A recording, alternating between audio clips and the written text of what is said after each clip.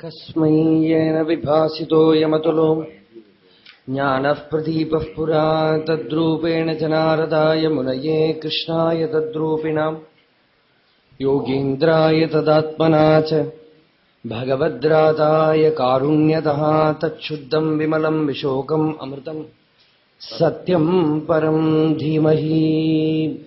ഭക്ത്യാ മാം അഭിജാനാതി യാവാൻ യശാസ്മി തത്വതഃ നാഹം വേദൈഃ ന തപസാ ന സാഖ്യേന ന ച കർമ്മണ ശക്യ ഏവം വിധോ ദ്രഷ്ടും ദൃഷ്ടവാനസി മാം യഥാ. ഭക്ത്യാ തു അനന്യയാ ശക്യഃ അഹമേവം വിധോർജുന ജ്ഞാതും ദ്രഷ്ടും ച തത്വേന പ്രവേഷ്ടും ച പരന്തമ.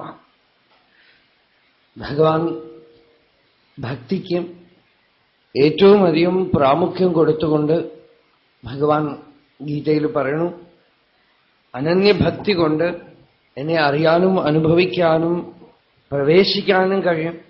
എന്താണ് ഭക്തി? ഗീതയില്, ഭഗവത്ഗീതയില്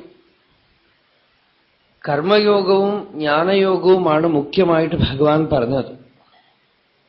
ലോകേസ്മിൻ ദ്വിവിധാ നിഷ്ഠാ പുരാ പ്രോക്ത മയാനഘ ജ്ഞാനയോഗേന സാഖ്യാനാം കർമ്മയോഗേന യോഗിനാം. രണ്ടു വിധത്തിലുള്ള നിഷ്ഠ ലോകത്തിൽ പ്രചാരത്തിലുണ്ട്. ജ്ഞാനയോഗം കൊണ്ട് സാഖ്യന്മാർക്കും കർമ്മയോഗം കൊണ്ട് യോഗികൾക്കും. ഭക്തിയോഗത്തിനെ ഭഗവാൻ പ്രത്യേകം പറഞ്ഞില്ല. എന്തുകൊണ്ടെന്ന് വെച്ചാൽ ഭക്തിയോഗം ഒരു പ്രത്യേക ഒരു യോഗമല്ല. ഭക്തി ജ്ഞാനത്തിന് പുറകിലും വേണം, കർമ്മത്തിന് പുറകിലും വേണം. ഭക്തിയാണ് ജ്ഞാനയോഗത്തിനും കർമ്മയോഗത്തിനും വഴി കാണിക്കുന്നത്. ഭക്തി ജ്ഞാനത്തിന് പുറകിലും നിൽക്കണം, കർമ്മത്തിന് പുറകിലും നിൽക്കണം. അപ്പോഴേ ആ ജ്ഞാനമോ കർമ്മമോ പൂർണ്ണമാവുള്ളൂ, അപ്പോഴേ അത് യോഗമാവുള്ളൂ. അപ്പൊ ഭക്തി എന്താണ്? ഭക്തിക്ക് പല വിധത്തില് അർത്ഥം പറയും. സാധാരണ അമ്പലത്തിൽ പോകുന്നതും നാമം ജപിക്കുന്നതും ഭക്തിയാണ്. ഭാഗവത ശ്രവണം ചെയ്യുന്നതും ഭക്തിയാണ്. ഭാഗവതം വായിക്കണു ദിവസം, ഭക്തി. പക്ഷേ ഭക്തിയുടെ യഥാർത്ഥ സ്വരൂപം എന്താണ്? അങ്ങനെ എളുപ്പത്തിൽ അങ്ങോട്ട് എടുത്ത് വ്യാഖ്യാനിക്കാനൊന്നും വയ്യ. ത്യാഗരാജസ്വാമികൾ ഒരു കീർത്തനത്തിൽ പറയുന്നു, തെളിയലേതു രാമ ഭക്തി മാർഗം. தியாகராஜசுவாமிகளே சொல்றாரு, எனக்கு பக்தி மார்க்கம் என்ன தெரியலைங்கிற. அப்புறம் நம்ம என்ன வியாக்கியானம் பண்றது பக்திய? பக்தி மார்க்கம் என்னதுன்னு எனக்கே தெரியலைங்கிறார் அவர். அனந்தமான அனுபூதி மண்டலம். அந்த அனுபூதி மண்டலத்துல பல பாவங்கள் இருக்கு. எங்க பிரியம் இருக்கோ, எங்க அகங்காரம் இல்லையோ, அங்க பக்தி இருக்கு. பக்தி நம்ம டெஃபினிஷனுக்கு தகுந்தபடி இருக்காதா இருக்கலாம். എവിടെ ചിത്തം അല്പ വിഷയത്തിനെ വിട്ട് അനന്ത വിഷയത്തിൽ രമിക്കുന്നു, അവിടെ ഭക്തിയുണ്ട്. അല്പേ സുഖമസ്തി ഭൂമാവൈ സുഖം. അല്പവസ്തുക്കളെ വിട്ട് അനന്ത വസ്തുക്കളിൽ അഖണ്ഡാകാരമായ വസ്തുവിൽ ചിത്തം രമിക്കാൻ തുടങ്ങുമ്പോൾ ഭക്തി. അനുസന്ധാനം തന്നെ ഭക്തി. നേരിട്ട് കാണുന്നതിനേക്കാളും അനുസന്ധാനം ഭക്തി. രാമകൃഷ്ണ പരമഹംസർ ഒരു ഉദാഹരണം പറയും. രണ്ട് സഹോദരന്മാരായിട്ട് യാത്ര പോവാണ്. അപ്പൊ വഴിയിൽ ഒരു സ്ഥലത്ത് താമസിക്കുമ്പോ അവിടെ ഭാഗവതം നടക്കും. അപ്പൊ അതിലൊരു സഹോദരൻ പറഞ്ഞു, നമുക്ക് ഭാഗവതം കേൾക്കാൻ പോവാം എന്ന് പറഞ്ഞു. മറ്റൊരാൾ പറഞ്ഞു, ഈ ഭാഗവതം കേൾക്കണതിൽ എന്തിരിക്കണോ, അവിടെ ഒരു നല്ല ഡാൻസ് നടക്കുന്നുണ്ട്, നൃത്തമോ മറ്റോ നടക്കുന്നുണ്ട്, നമുക്ക് അങ്ങോട്ട് പോവാം. ഒരാള് നൃത്തം കാണാൻ പോയി, ഒരാൾ ഭാഗവതം കാണാൻ പോയി. ഈ നൃത്തം കാണാൻ പോയ ആള്, എനിക്ക് ഭാഗവതം കേൾക്കാൻ പറ്റിയില്ലല്ലോ, ഞാനിവിടെ ഈ ഒന്നുമില്ലാത്ത ഈ കൂത്ത് കാണാനായിട്ട് ഇവിടെ വന്നിരിക്കണമല്ലോ. അവനവിടെ ഭാഗവതം കേൾക്കുന്നുണ്ടാവും. ഭാഗവത കഥയിൽ എന്തൊക്കെ പറയണോ ആവോ, കൃഷ്ണകഥയൊക്കെ പറയുന്നുണ്ടാവും. ഇങ്ങനെ ഭാഗവതത്തിനെ അനുസന്ധാനം ചെയ്തുകൊണ്ട് തന്നെ ഇരുന്നു എന്നാണ്.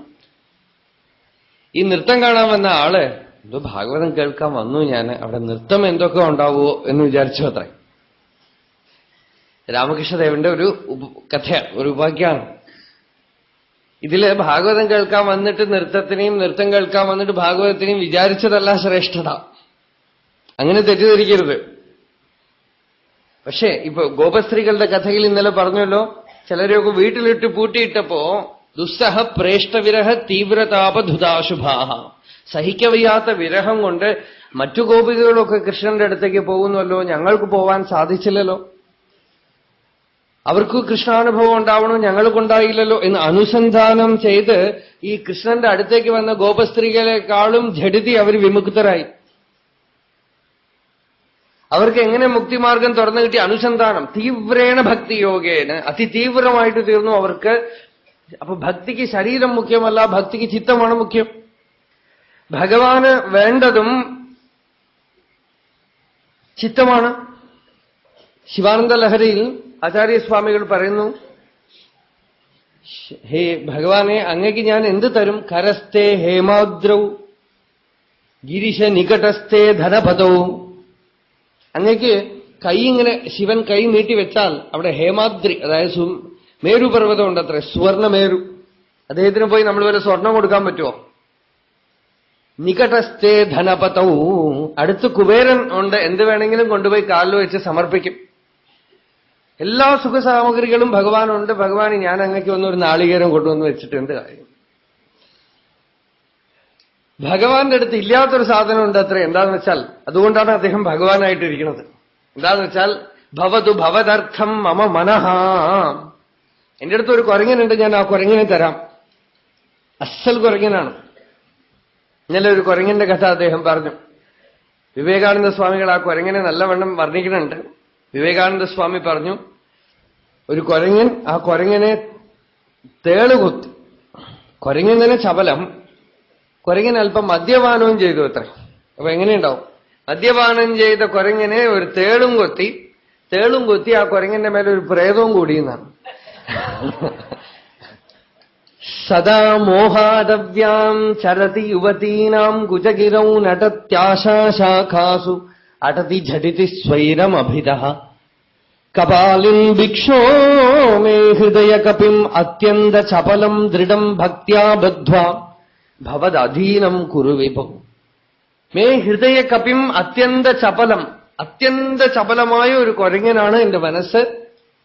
കുരങ്ങനെ ഒരു കയറിൽ കെട്ടി കുരങ്ങ് കളിക്കാരൻ പിടിച്ചുകൊണ്ട് നടക്കും. അപ്പൊ ആ കുരങ്ങിന് ആ കയറിന് നീളത്തിനനുസരിച്ച് കളിക്കുകയും ആടുകയും പാടുകയും ഒക്കെ ചെയ്യും. അതുപോലെ ചിത്തം എത്ര വേണമെങ്കിൽ ഓടുകയും ചാടുകയും ഒക്കെ ചെയ്തോട്ടെ, കെട്ടി അങ്ങയുടെ കയ്യിൽ ഞാൻ ഏൽപ്പിക്കാം.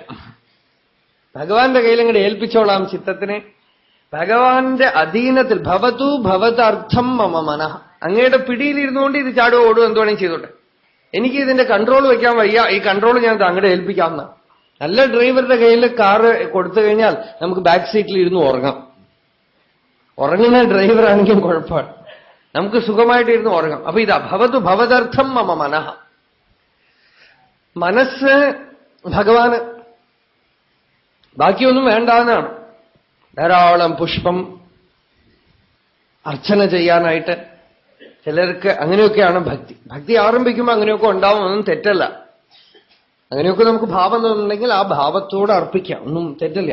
പക്ഷേ ആചാര്യസ്വാമികളും എടുത്ത് പറയുന്നു, ഇവൻ പാവം പൂ പറിക്കാൻ വേണ്ടി മലയുടെ മേലെ കയറുന്നു, മരത്തിന്റെ മേലെ കയറുന്നു, വീണു, കാലും കൈയും പൊട്ടിക്കും. കാട്ടിലൊക്കെ നടക്കുന്നു. ഗഭീരേ കാസാരേ വിശതി വിജനേ ഘോര വിപിനെ വിശാലേ ശൈലേ ച ഭ്രമതി കുസുമാർത്ഥം ജഡമതി. ഒരു പുഷ്പം പറിച്ചെടുക്കാനായിട്ട് കാട്ടിലുള്ള ഏതോ സരസിലും മലയുടെ മുകളിലും അവിടെയും ഇവിടെയും മുള്ളിലും കല്ലിലും ഒക്കെ പൂ പറിക്കാനായിട്ട് നടക്കുന്നു. ജഡമതി, ഒരേ ഒരു പുഷ്പം മതിയത്രേ ഭഗവാന്. സമർപ്പേകം ചേതസരസിജം ഉമാനാഥ ഭവതേ സുഖേന അവസ്ഥാതും ജനൈഹന ജാനാതി കിമഹോ. എളുപ്പ വഴിയുണ്ട് ഈ മനുഷ്യർക്ക്. എന്താ അറിയാത്തത്? എന്താ എളുപ്പ വഴിയെന്ന് വെച്ചാൽ, ചേതസരസിജം, മനസ്സാവുന്ന പുഷ്പത്തിന് ഭഗവാന് കൊടുത്തിട്ട് സുഖമായിട്ട് ചുമ്മായിരിക്കാൻ ഈ ഭക്തൻ അറിയണില്ലല്ലോ. മനമലർ കൊയ്തു മഹേശ പൂജ ചെയ്യും മനുജന് മറ്റൊരു വേല ചെയ്തിടേണ്ട. അപ്പൊ മനസ്സിനെ ഭഗവാന് കൊടുക്കുക. മനസ്സിനെ ഭഗവാന് കൊടുക്കുക എന്ന് വെച്ചാലോ അനുസന്ധാനം ഭഗവത് അഭിമുഖമായിട്ട് തീരുക എന്നർത്ഥം. അനുസന്ധാനമാണ് ഭക്തി. കാണുന്നത് പോലുമല്ല. നന്ദനാർ എന്നൊരു ഭക്തൻ ചെറിയ കുട്ടിയായിരിക്കുമ്പോ ചിദംബരം എന്ന് കേട്ടു. അന്നു മുതൽ ചിദംബരത്തിലേക്ക് പോകണമെന്ന് ആഗ്രഹം. പണി കഴിഞ്ഞിട്ട് അദ്ദേഹത്തിന് പോവാൻ പറ്റും. അദ്ദേഹത്തിന്റെ യജമാനൻ സമ്മതിക്കില്ല. പണി കഴിഞ്ഞിട്ട് പോവാനേ വയ്യ. ദിവസം ആളുകളോടൊക്കെ പറയത്ര എനിക്ക് ചിദംബരത്തിലേക്ക് പോകണം, നടരാജനെ കാണണം. പല ആളുകളോടും ചോദിക്കും ചിദംബരത്തിലേക്ക് എങ്ങനെയാ പോകേണ്ടത്. ഇദ്ദേഹത്തിന് പോകാനൊന്നും പറ്റില്ല, വെറുതെ ചോദിക്കാൻ. ഭക്തി എങ്ങനെയാണ്? എവിടെയോ ഡൽഹിയിൽ ഇരിക്കണു, അല്ലെങ്കിൽ അമേരിക്കയിൽ ഇരിക്കണം, ഗുരുവായൂരിന്ന് കേട്ടു, ആരൊക്കെയോ ഗുരുവായൂർ പോയിട്ട് വന്നു. ഗുരുവായൂർ എങ്ങനെയുണ്ടാവും? ഗുരുവായൂരിലേക്ക് എങ്ങനെയാ പോവുക? ഭാവന കൊണ്ട് തന്നെ ഗുരുവായൂരിലെത്തി. ഗുരുവായൂരിൽ സാന്നിധ്യം എങ്ങനെയുണ്ടോ? ഗുരുവായൂരപ്പനെ കണ്ടു. അവിടെ ഇരുന്ന് ഈ പ്രിയം ഏർപ്പെടുമ്പോൾ അതിന്റെ സ്വഭാവം എങ്ങനെയൊക്കെയാണ്? നമുക്ക് ഇഷ്ടപ്പെട്ട ആളുകളെ കുറിച്ച് കേൾക്കാനുള്ള സുഖം പോലെ സ്ത്രീണാം വിട്ടാനാമിവ, സ്ത്രൈണന്മാരായ ലൗകികന്മാർ അല്ലെങ്കിൽ ചില ചെറുപ്പക്കാരൊക്കെ ഇരുന്ന് സിനിമ കഥകളൊക്കെ പറഞ്ഞുകൊണ്ടിരിക്കും. സിനിമയിലെ ആക്ടർമാർ അവരാണ് ഇപ്പൊ ദൈവം പല ആളുകൾക്കും. കുറച്ച് തമിഴ്നാട്ടിലൊക്കെ അമ്പലവേ കെട്ടിക്കളയും, അത്ര കണ്ട അനുസന്ധാനം അതിനോട്. ഭാഗവതം പറഞ്ഞ അതുപോലെ ഭഗവത് കഥകളിൽ ഒരു രുചിയും അവരെത്ര കണ്ട് ലൗകികമായിട്ട് ഇങ്ങനെ ഇരുന്ന് പറഞ്ഞുകൊണ്ടിരിക്കണമോ, ആ ലൗകിക വിഷയം പറയുന്ന യാ പ്രീതി അവിവേകാനാം വിഷയേഷു അനപായിനി ത്വാം അനുസ്മരതഃ സാമേ ഹൃദയാൻമാ അപസർപ്പത്തു. വിഷ്ണുപുരാണത്തിൽ പ്രഹ്ലാദൻ ഭഗവാനോട് പ്രാർത്ഥിക്കുന്നത് അങ്ങനെയാണ്. അവിവേകികൾക്ക് വിഷയങ്ങളിൽ എന്തൊരു പ്രീതി ഉണ്ടാവണമോ അതുപോലെ ഒരു പ്രീതി ഭഗവാനെ ഞാൻ അങ്ങേ സ്മരിക്കുമ്പോ എന്റെ ചിത്തത്തിൽ ഉണ്ടാവട്ടെ എന്ന്. അനുസന്ധാനം ഈ നന്ദനാർ കുട്ടിക്കാലം മുതൽ നാളെ പോകും ചിദംബരത്തിലേക്ക്. എല്ലാരോടും പറയൂ അത്ര, ഹേയ് നന്ദ நீ எப்ப போறே? நாளை போவேன். அப்படி சொல்லி சொல்லி அவருக்கு திருநாளை போவார் அப்படின்னே പേര് வந்துருச்சு. നാളെ പോകും നാളെ പോകുന്നു, അദ്ദേഹത്തിന് പേര് തന്നെ ആളുകൾ നാളെ പോകുന്നാക്കി. തിരുനാളെ പോവാർ നേനാർ. എത്ര കാലം അങ്ങനെ നാളെ പോകും നാളെ പോകും നാളെ പോകും പറഞ്ഞു പറഞ്ഞു പറഞ്ഞ് അവസാനം ആ യജമാനൻ പറഞ്ഞു, ധാരാളം വയൽ കാണിച്ചു കൊടുത്ത് ഇത് മുഴുവൻ ഉഴുതു മറിച്ച് എല്ലാം ഏർപ്പാടാക്കി സിദ്ധമാക്കിയിട്ട് പോയിക്കൊള്ളാം. ഇദ്ദേഹത്തിനാണെങ്കിലോ തിരുവാതിര സമയത്ത് ചിദംബരത്തിൽ എത്തണം. കൊതി മൂത്ത് കഴിഞ്ഞു, ഇല്ലെങ്കിൽ ജീവിക്കാൻ പറ്റില്ല എന്നുള്ളൂ. അങ്ങനെ ആവണം ഭക്തി എന്നാണ്.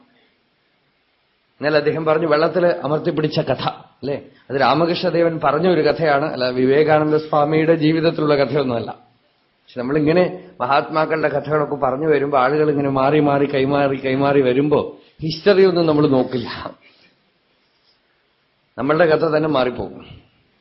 എന്നെ തന്നെ ചിലപ്പോ ചില ആളുകൾ ഇൻട്രൊഡ്യൂസ് ചെയ്യും, ഞാനേ എന്റെ ജീവിതത്തിൽ കേട്ടിട്ടില്ലാത്ത കഥകൾ എന്നെ കുറിച്ച് പറയും. അപ്പോ രാമകൃഷ്ണദേവൻ പറഞ്ഞൊരു കഥയാണത്. ഒരു ഗുരു ശിഷ്യനെ വെള്ളത്തിനകത്ത് അമർത്തിപ്പിടിച്ചു, ഇത്രയധികം ശ്വാസമുട്ടൽ നിനക്ക് ഭഗവത് പ്രാപ്തിക്ക് വേണ്ടി വരികയാണെങ്കിൽ അപ്പൊ നിനക്ക് ഭഗവാനെ കിട്ടും. ഉത്കടമായി എന്നുവെച്ചാൽ നീ ജീവിക്കാൻ വയ്യ. ജഷാണാമിവ തോയമീപ്സിതം ഭാഗവതം പറയണത്. വെള്ളത്തിൽ നിന്ന് മത്സ്യത്തിനെ എടുത്ത് പുറത്തിട്ടാതെ ഇരിക്കോ, അതുപോലെ ഭഗവാനെ വിട്ട് അങ്ങോട്ടും ഇങ്ങോട്ട് പോയാ എനിക്ക് ജീവിക്കാൻ വയ്യാന്നാണ്. അതുപോലെ ഒരു ഉത്കടമായ ഒരു ഭക്തി, ഒരു ഭാവം നന്ദനാർക്ക് ഇനി ചിദംബരത്തിൽ പോവാതിരിക്കാൻ വയ്യ. ആ ഒരു സ്ഥിതി എത്തിയപ്പോഴാണ് ഈ യജമാനം പറയണത്, ഈ വയൽ മുഴുവൻ കൊയ്തിട്ടാ ഞാൻ പോയിക്കൊള്ളാം. രാത്രി മുഴുവൻ ഭഗവാനോട് കരഞ്ഞു അത്ര, എനിക്ക് വരാൻ പറ്റുമോ അങ്ങോട്ട്, എനിക്ക് കാണാൻ പറ്റുമോ? പ്രസിദ്ധമായൊരു പാട്ടുണ്ട്, എനിക്ക് പാടാൻ അറിയില്ല. തെരുമോ മാമാക്ക് തെരുമോ? അത് വരുകലാമോ? വളരെ പ്രസിദ്ധമായ കീർത്തനം. വരുകലാമോ അയ്യാ നാൻ അങ്ങേ വരുകലാമോ ஐயா உன் அருகினில் வந்து நின்றாடவும் பாடவும் வருகலாமோ ஐயா. ഭഗവാന്റെ സന്നിധിയിൽ വന്ന് എനിക്ക് ഭഗവാനെ സ്തുതിക്കണം, പാടണം. എന്തിനാ വരേണ്ടത് എന്ന് വെച്ചാൽ ഭഗവാന്റെ ആനന്ദ താണ്ഡവം എനിക്ക് കാണണം. പരമകൃപാനിധി അല്ലവോ இந்த பறையின் உபசாரம் சொல்லவோ நீ பரமகிருபாநிதி അല്ലവോ ഇന്ത. ഞാനൊരു പറയനായിട്ട് ജനിച്ചു ഭൂമി. എനിക്ക് അങ്ങോട്ട് വരാനൊക്കുവോ? ഭൂമിയിൽ പുലയനായി പിറന്തേനേ ഒരു പുണ്യം ചെയ്യാമൽ ഇരുന്തേനേ സ്വാമി ഉൻ സന്നിധി അടൈந்தேனே ഭവസാഗരം തന്നെയും கடந்தேனே. பகவான் கிட்ட உருகி உருகி அந்த ஒரே ஒரு பாட்டு, ஒரே கீர்த்தனம் கோபாலகிருஷ்ண பாரதியோட பாவனையாக இருந்தாலும் கூட நந்தனாரோட அந்த பாவம், நான் வரலாமா, உன்னை பார்க்கலாமா, பரமானந்த தாண்டவம் காண எனக்கு கிடைக்குமா, அப்படியே உருகி உருகி உருகி ஒரே ஒரு வாட்டி தான் போனார் அவர். ലാസ്റ്റില് ഒരു പ്രാവശ്യം ചിദംബരത്തിൽ പോയി അവിടെ അവസാനിച്ചു. തില്ലയിൽ കലന്താർ അവർ തിരുമ്പിയും വരുവാറോ. ഒരേ ഒരു പ്രാവശ്യം ഭഗവാന്റെ സന്നിധിയിൽ ഗുരുവായൂരപ്പനെ കാണണം കാണണം കാണണം കാണണം ജീവിതം മുഴുവൻ കൊതിച്ചാൽ ഒരു പ്രാവശ്യം വന്ന് കണ്ടാ ഗുരുവായൂരപ്പനെടുത്ത് ആ ഭക്തനെ വിഴുങ്ങിക്കളയും. അങ്ങനെ ഒരു ഭക്തൻ കിട്ടില്ലേന്ന് കാത്തുകൊണ്ടിരിക്കുക ഭഗവാൻ. അപ്പൊ അനുസന്ധാനം. അപ്പൊ ഈ നന്ദനാർക്ക് അനുസന്ധാനത്തിന് കാരണമായതാരാ? ഈ യജമാനൻ തന്നെ. പോവരുത്, തടസ്സം ചെയ്യാൻ ഒരാൾ വേണം എന്നാണ്. ഭക്തി പലപ്പോഴും പ്രബലമാവണമെങ്കിൽ നീ ജപിക്കാൻ പാടില്ല പറയണം. വീട്ടിൽ ഒരാൾ ഇരുന്നിട്ട് ഭാഗവതത്തിന് പോവരുത് എന്ന് പറയണം. ആരാധന ചെയ്യരുത്, ഭഗവാൻ തന്നെ ഏർപ്പാടാക്കി കൊടുക്കും. ഇതൊക്കെ ഭക്തിക്ക് പോഷകം. ഭഗവാൻ തന്നെ ഏർപ്പാടാക്കി കൊടുക്കും. ഭട്ടതിരി തന്നെ പറയണ്ടേ, എന്റെ വീട്ടിൽ എന്നെ ചീത്ത പറഞ്ഞുകൊണ്ടിരിക്കണു ഏട്ടൻ പാപോയം കൃഷ്ണരാമേതി അഭിലപൻ നിജം ഗൂഹിത്തും ദുശ്ചരിത്രം. നിന്ദിക്കുന്നവരും വേണം എന്നാണ്. അപ്പോഴേ ഭക്തി പക്വപ്പെടുള്ളൂ. ചീത്ത പറയുന്ന ആളുകൾ വേണം, നിന്ദിക്കുന്ന ആളുകൾ വേണം, ഭക്തി ചെയ്യരുതെന്ന് പറയുന്ന ആളുകൾ വേണം. ത്യാഗരാജസ്വാമികളുടെ വിഗ്രഹത്തിനെ കൊണ്ടുപോയി കാവേരിയിലിട്ടു ഏട്ടൻ. ത്യാഗരാജസ്വാമി രാമനോട് പാടിയ പല കീർത്തനങ്ങളും ഇന്ന് നമുക്ക് കിട്ടുന്ന പല കീർത്തനത്തിനും കാരണം ഏട്ടനാണ്. ആ ജ്യേഷ്ഠൻ ഇല്ലെങ്കിൽ ഈ കീർത്തനമൊന്നും വന്നിട്ടുണ്ടാവില്ല. അദ്ദേഹം ഓരോ ഉപദ്രവം ചെയ്യുമ്പോഴും ഓരോ കീർത്തനമായിട്ട് വരും. ഒരു കീർത്തനത്തിൽ പറയുന്നു, രാമാ നീ സുഗ്രീവനെ രക്ഷിച്ചുവല്ലോ, ഞാനും ഒരു സുഗ്രീവനല്ലേ എന്നാണ്. രണ്ടർത്ഥം. സുഗ്രീവനെ ബാലി ഏട്ടനിൽ നിന്ന് രക്ഷിച്ചു, ഞാനും ഒരു നല്ല കണ്ഠം, ഗ്രീവം എന്ന് വെച്ചാൽ കണ്ഠം, നല്ല ശാരീരമുള്ളവനല്ലേ ഞാനും, എന്നെ രക്ഷിച്ചൂടെ എന്നാണ്. സുഗ്രീവനെ രക്ഷിച്ച പോലെ. ഞാൻ ലോകത്തിന് വേണ്ടിയാണോ പാടുന്നത്? ലോകമേ അറിയില്ല അല്ലേ? ഇപ്പൊ പ്രഭാഷണം ചെയ്യാന്ന് പറഞ്ഞിരുന്നാൽ കേൾക്കുന്ന ആളുകളെ നോക്കിക്കൊണ്ട് അത് മാത്രമാണ് ശ്രദ്ധെങ്കിൽ പിന്നെ ഒക്കെ പോയി പോകും. ത്യാഗരാജ കീർത്തനങ്ങൾ ഇന്നും അലൗകികമായിരിക്കണമെന്ന് വെച്ചാൽ രാമനെ മാത്രമേ നോക്കിയുള്ളൂ. രസിക ശിരോമണി ദാശരഥേ. രാമനാണത്ര രസിക ശിരോമണി. ആളുണ്ടോ ഇല്ലയോ ഒന്നുമല്ല. രസിക ശിരോമണിയായി ഭഗവാൻ അവിടെ നിൽക്കുന്നു. ആശതീര ദൂരദേശം മുഴുവൻ എന്റെ പേരൊക്കെ പ്രസിദ്ധമാക്കിയെന്നാണ്. രാമനെ പ്രചാരം ചെയ്തു എന്നല്ല, രാമൻ ഓടി നടന്ന് ത്യാഗരാജനെ പ്രചാരം ചെയ്തു. നീ ഋണമൂതീർപ്പനാധരമാ, എന്റെ കടം എനിക്ക് തീർക്കാൻ പറ്റുമോ? ഈ അനുസന്ധാനം, ഈ കീർത്തനങ്ങളൊക്കെ നോക്കിയാൽ ഒരു കച്ചേരിയില് എന്തൊക്കെ തന്നെ പാട്ടുകളുണ്ടെങ്കിലും ഒരു 4 ത്യാഗരാജ കീർത്തനം പാടിയില്ലെങ്കിൽ കച്ചേരി ശരിയാവില്ല. എന്താ ത്യാഗരാജ കീർത്തനത്തിലുള്ളത്? അതിലെന്തോ ജീവൻ. ആ ജീവൻ എവിടുന്ന് വന്നു? ത്യാഗരാജൻ തനിയെ ഭഗവാനോട് ജൽപ്പനം ചെയ്തതാണ് കീർത്തനം. അലത്തരുത്, തനിയെ അലത്തരുത് தான் ഭക്തി.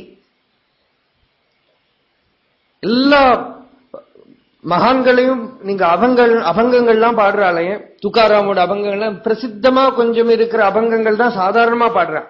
நீங்க அந்த அபங்கங்கள் எங்கேயாவது கொஞ்சம் மீனிங்கோட இருக்கிற புஸ்தகம் எடுத்து நீங்க பார்த்தேன்னா, குடும்பத்தில் இருக்கிற கஷ்டம், சமூகத்தில் அவளை யாராவது திட்டினது, ஏதாவது அவளுக்கு வந்த கஷ்டங்கள், இல்ல அவ மனசு சஞ்சலப்படுறது எல்லாத்தையும் அந்த பாண்டுரங்கம் கிட்ட சொல்லி கதறி கதறி கதறி கதறி அழறதுதான். அந்த நம்ம அழறோம், யார்கிட்ட அழறோம்? நம்ம அந்தர்யாமி கிட்டதான். ஈஸ்வர சர்வபூதானாம் ஹிருதேஷே அர்ஜுன திஷ்டதி பிராமயன் சர்வபூதானி யந்திர. அவன் தான் கேட்க போறான், அவன் தான் பதில் சொல்ல போறான். நம்ம தனியா உட்கார்ந்து பேசணும். அந்த அந்தர் ஹிருதயத்தில் இருக்கிற ஈஸ்வரன் தானே கேட்க போறான். அந்த ஈஸ்வரன் நீங்க எந்த பாவத்துல வேணா வச்சுங்க. ஆனா தனியா அலத்துறது தான் பக்தி. பக்தனுக்கு கிறுக்குன்னு சொல்றதுக்கு ஒரு காரணம் என்ன? தனியா பேசுறான். തനിച്ച് ഇരുന്ന് എന്തൊക്കെയോ പറയണു ഭഗവാന്റെ അടുത്ത്. രാമകൃഷ്ണ പരമഹംസരെ അതുകൊണ്ടാണല്ലോ ഭ്രാന്ത് എന്ന് വിളിച്ചത്. ആ അമ്മയുടെ മുമ്പില്, കാളിയുടെ മുമ്പിൽ ഇരുന്ന് അമ്മയോട് ഓരോ വർത്തമാനം പറയുക, കരയുക, ചീത്ത വിളിക്കുക. അപ്പോ വർത്തമാനം കിറുക്കെന്ന് വിളിക്കാതിരിക്കുമോ? നമുക്കത് ആ മൂർത്തിയോ അത് അവിടെ ഉണ്ടെന്നല്ലാതെ അതൊന്നും ജീവനൊന്നുമില്ല. നമുക്ക് ജീവാരാധന കാട്ടിക്കൊണ്ടേയിരിക്കും അവിടെ എങ്ങനെ നോക്കിക്കൊണ്ട് ആരൊക്കെ വന്നിട്ടുണ്ട്. ഈ മൂർത്തിയോട് അല്പവും ശ്രദ്ധ വരാതിരിക്കാൻ കാരണം എന്താ? നമുക്കൊരു കമ്മ്യൂണിക്കേഷൻ ഇല്ല, വിനിമയമില്ല. ആ വിനിമയമാണ് ഭക്തി. ആ വിനിമയത്തിന് മൂർത്തി പോലും വേണമെന്നില്ല, ഭാവം മതി. നേരിട്ട് കാണണമെന്ന് പോലുമില്ല, ഭാവം മതി. നേരിട്ട് കണ്ടിട്ടില്ലെങ്കിലും സങ്കല്പം, അനുസന്ധാനം തന്നെ ഭക്തി. അനുസന്ധാനത്തിൽ ഭഗവാനെ കാണണം കാണണം കാണണം എന്നുള്ള ഭാവം ഉള്ളിൽ ഉണ്ടായിക്കൊണ്ടേയിരുന്നാൽ അതിനുവേണ്ടി തന്നെ ഭഗവാൻ ഭക്തന്മാരെ കുറച്ച് ദൂരത്തിൽ വയ്ക്കും. അപ്പൊ അവർക്ക് മനസ്സ് രൂഢമായിട്ട് തീരും, ഭഗവാനിൽ ആഴത്തിൽ പതിയും. ദൂരത്തിലിരിക്കുമ്പോ ഭഗവാൻ തന്നെ ആ നിയമം ഇനി ബ്രഹ്മഗീതത്തിൽ പറയാൻ പോകുന്നു. ദൂരതമനായിട്ടുള്ള ശ്രേഷ്ഠനിൽ മനസ്സ് എത്ര കണ്ട് ലഗ്നമാവോ അത്ര കണ്ട് അടുത്തു വന്നാൽ ആവില്ല. ഇത്രയും പറഞ്ഞത് നാരദ മഹർഷി കംസനോട് ചെന്ന് പറഞ്ഞു, വസുദേവപുത്രനായ കൃഷ്ണൻ ഗോകുലത്തിൽ വളർന്നു, വ്രജഭൂമിയിൽ വളർന്നു. കൃഷ്ണനെ വധം ചെയ്യാനുള്ള ഏർപ്പാടുകളൊക്കെ കംസനാക്കി ഒരു യാഗം നടത്തുന്നു, ധനുർയാഗം. അത് കാണാൻ എന്ന വ്യാജേന കുട്ടികളെ കൂട്ടിക്കൊണ്ടുവരാനായി ആരെ പറഞ്ഞയക്കണം? അക്രൂരർ. അക്രൂരരെ വിളിച്ചു പറഞ്ഞു, ചെല്ല, അവിടെ ചെന്ന് കൃഷ്ണനെയും ബലരാമനെയും വിളിച്ചുകൊണ്ടുവരാം. അക്രൂരർക്ക് ഇത്രയും വർഷമായി അനുസന്ധാനമാണ്, കൃഷ്ണദർശനം എനിക്ക് കിട്ടുമോ? കൃഷ്ണൻ വ്രജഭൂമിയിൽ വളരുന്നുണ്ട് എന്ന് അക്രൂരർക്കറിയാം. ആരോടും മിണ്ടിയില്ല, ഉള്ളിൽ ധ്യാനം. എപ്പോ കാണാൻ കഴിയുമാവോ? എപ്പോഴാണോ ആ ദർശനം ഉണ്ടാവാൻ പോണത്? ആ അനുസന്ധാനത്തോടെ ഇരിക്കുന്ന അക്രൂരരെ വിളിച്ചിട്ട് കംസൻ പറയുന്നു, നാളെ ചെന്ന് വ്രജത്തിൽ ചെന്ന് കൃഷ്ണനെയും ബലരാമനെയും കൂട്ടിക്കൊണ്ടുവരൂ. കംസൻ എത്ര വലിയ മഹാത്മാ! ഒരു നമസ്കാരം. അക്രൂരോപി ജതാം രാത്രിം മധുപുര്യാം മഹാമതി ഉഷിത്വാ രഥമാസ്ഥായ പ്രയയൗ നന്ദഗോകുലം. അക്രൂരർ ആ രാത്രി ഇത്ര ദിവസം മധുരാപുരിയിലാണ് കഴിഞ്ഞത്. ഇപ്പൊ എന്താ പ്രത്യേകിച്ച് രാത്രി മധുരാപുരിയിൽ കഴിഞ്ഞ് നേരം വെളിച്ചായപ്പോ അക്രൂരർ പുറപ്പെട്ടു. ഇപ്പൊ എന്താ ഒരു രാത്രി പ്രത്യേകം മധുരാപുരിയെ പറയാൻ കാരണം ആ രാത്രി അങ്ങനെ ഉണ്ടായിരുന്നു എന്നാണ്. ഓർക്കമേ ഇല്ല. എന്താന്ന് വെച്ചാൽ നാളെ രാവിലെ നേരത്തെ എഴുന്നേറ്റ് വ്രജത്തിൽ ചെന്ന് കണ്ണനെ കൂട്ടിക്കൊണ്ടുവരണം എന്ന് പറഞ്ഞാൽ പിന്നെ ഉറങ്ങാൻ പറ്റുമോ? ഉറക്കല്ല, രാത്രി മുഴുവൻ രാവിലെ പോണം, ഭഗവാനെ കാണണം. ഒരു ഭക്തൻ ഗുരുവായൂരിലേക്ക് വന്നു. 2:30 മണിക്ക് നിർമ്മാല്യ ദർശനം കാണാനായിട്ട് തീരുമാനിച്ചു. മുറിയെടുത്ത് ഇവിടെ കിടന്നു. 2 പേരായിട്ടാ വന്ന് കിടന്നു. കുറേ കാലമായി ആഗ്രഹിച്ചിരിക്കുകയാണ് ഗുരുവായൂരപ്പനെ കാണാനായിട്ട്. രാത്രി ഒരു ദർശനം കഴിച്ചിട്ട് വന്നു. പക്ഷെ അകത്ത് കിടക്കാൻ പറ്റിയില്ല. അപ്പോഴേക്കും ശീവേലി സമയമായി. പുറത്തുനിന്ന് നോക്കി. രാത്രി മുറിയിൽ വന്ന് ഇവിടെ എവിടെയോ ലോഡ്ജ് എടുത്തു, കിടന്നു. അടുത്തു കൂടെ കൂട്ടിക്കൊണ്ടുവന്ന കൂട്ടുകാരനാണ് പറയണത്, കിടന്നിട്ട് 5 മിനിറ്റ് കഴിഞ്ഞപ്പോൾ എഴുന്നേറ്റിരുന്നു എന്നാണ്. 2:30 മണിയായോ?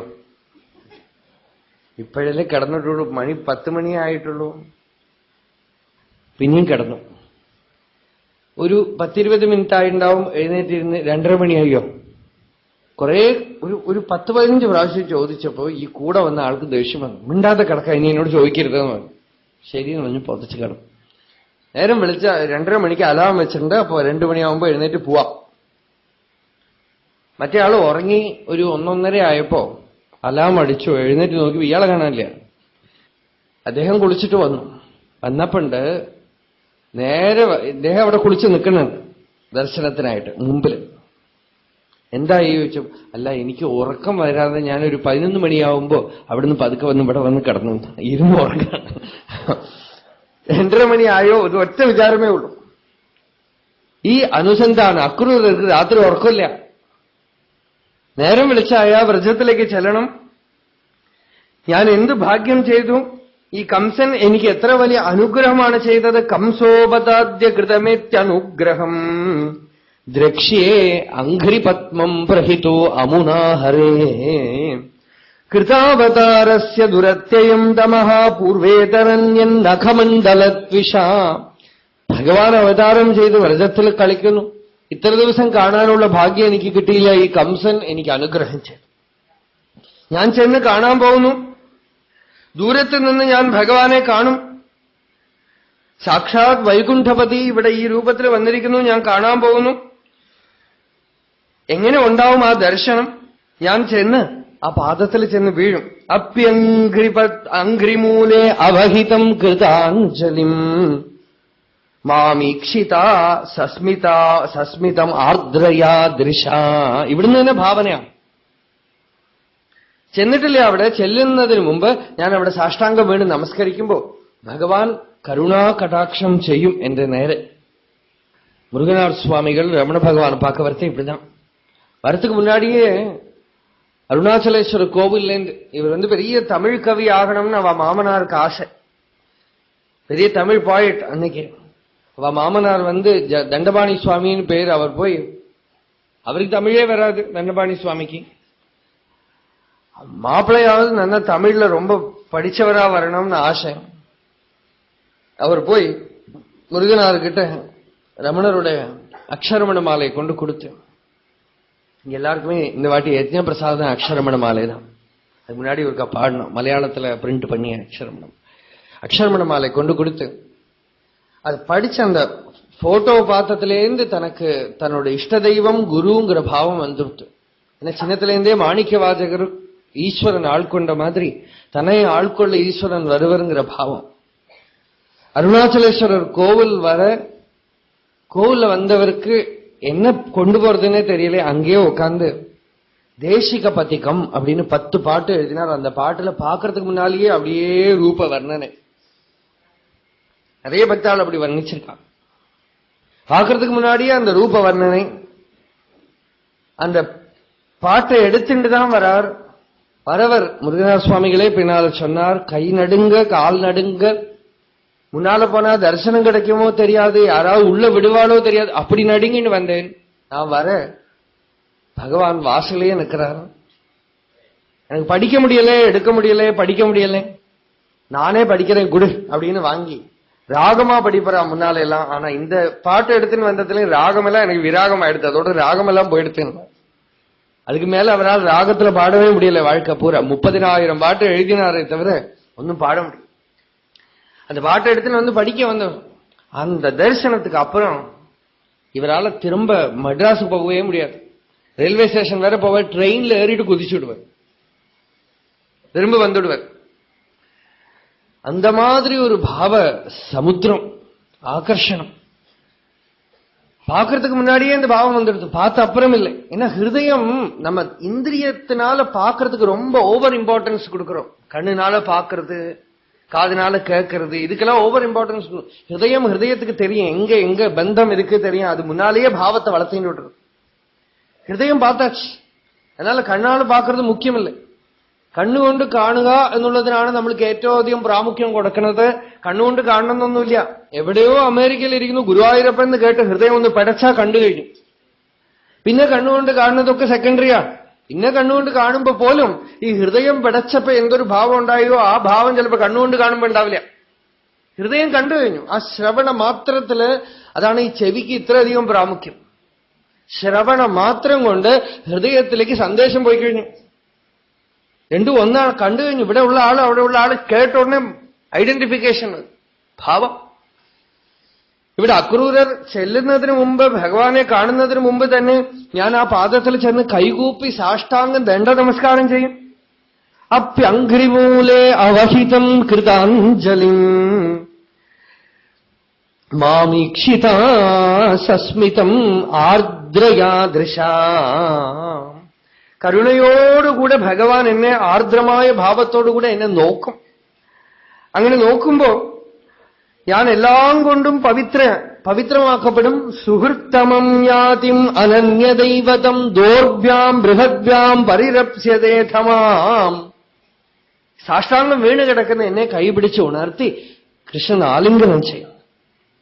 അങ്ങനെ ആലിംഗനം ചെയ്യപ്പെടുകയാണെങ്കിൽ ആത്മാഹി തീർത്ഥീക്രിയതേ തദൈവമേ ബന്ധശ്ച കർമാത്മക ഉച്ഛ്വസിത്യതഃ. ഞാൻ തന്നെ തീർത്ഥീകൃതനായിട്ട് തീരും. കർമാത്മകമായ സംസാരബന്ധവും അതുകൊണ്ട് വിച്ഛേദിക്കപ്പെടും. ബന്ധശ്ച കർമാത്മക ഉച്ഛ്വസിത്യതഃ. ലബ്ധാംഗസംഗം പ്രണതം കൃതാഞ്ജലിം മാം വക്ഷ്യതേ അക്രൂര തതേതി ഉരുശ്രവാഹ. ഭഗവാൻ എന്നെ നോക്കിയിട്ട് അക്രൂര എന്ന് പ്രിയമായിട്ട് വിളിക്കും. ആ വിളി കേട്ടാൽ ഞാൻ പൂർണ്ണമായി, ഞാൻ പവിത്രമായി, ഞാൻ ശുദ്ധമായി. ആ ഭക്തിക്ക് എത്ര തരളഭാവം, ഭക്തിക്ക് എത്ര ആർദ്രഭാവം, ഭക്തി എത്ര പവിത്രമാക്കുന്നു. അക്രൂര എന്ന് വിളിച്ചാൽ ഞാൻ പൂർണ്ണമായി. ഭഗവാൻ എന്നെ നോക്കി അക്രൂരയിത്യുരുശ്രവാഹം. അങ്ങനെ അക്രൂരൻ ഭാവന ചെയ്തുകൊണ്ട് തന്നെ വൃന്ദാവന ഭൂമിയിലേക്ക് കടന്നു. വൃന്ദാവന കാറ്റ് അക്രൂരരുടെ മേലെ സ്പർശിച്ചതും രോമാഞ്ചമുണ്ടായി. വൃന്ദാവന മണ്ണ് മുമ്പിൽ കണ്ടതും ഈ മണ്ണിലാണ് കൃഷ്ണൻ നടക്കുക, ഈ മണ്ണിലാണ് ബലരാമസമേതനായിട്ട് ഭഗവാൻ നടക്കുക. ഭഗവാന്റെ പാദരജസ്സാണിത്, പാദസ്പർശമേറ്റതാണ്. പദാനി തസ്യാഖില ലോകപാലൻ കിരീടജുഷ്ടാമല പാദരേണോഹോ ദദർശഗോഷ്ഠേ ശിതി കൗതുകാനി വിലക്ഷിതാനി അബ്ജയവാങ്കുശദ്യൈഃ തദ്ദർശനാഹ്ലാദ വിവൃദ്ധ സംഭ്രമഃ പ്രേംണോർധ്വരോമാ അശ്രുകുലാകുലക്ഷണഃ രഥാത് അവസ്കന്ദ്യ സതേഷു അചേഷ്ടത പ്രഭോഃ അമൂനി അംഘ്രിരജാംസി അഹോ ഇതി. അവിടുന്ന് ആ രജസ് വൃന്ദാവന മണ്ണ് കണ്ടതോടുകൂടെ രഥാത് അവസ്കന്ദ്യ സതേഷു അചേഷ്ടത, തേരിൽ നിന്ന് ചാടി ഇറങ്ങി ആ മണ്ണിൽ കിടന്ന് പെരണ്ടു എന്നാണ്, ഉരുണ്ടു. ആ മണ്ണിൽ ഉരുണ്ടുകൊണ്ട് പറഞ്ഞു പ്രഭോഹോ അമൂനി അംഘ്രിരജാംസി അഹോ ഇതി.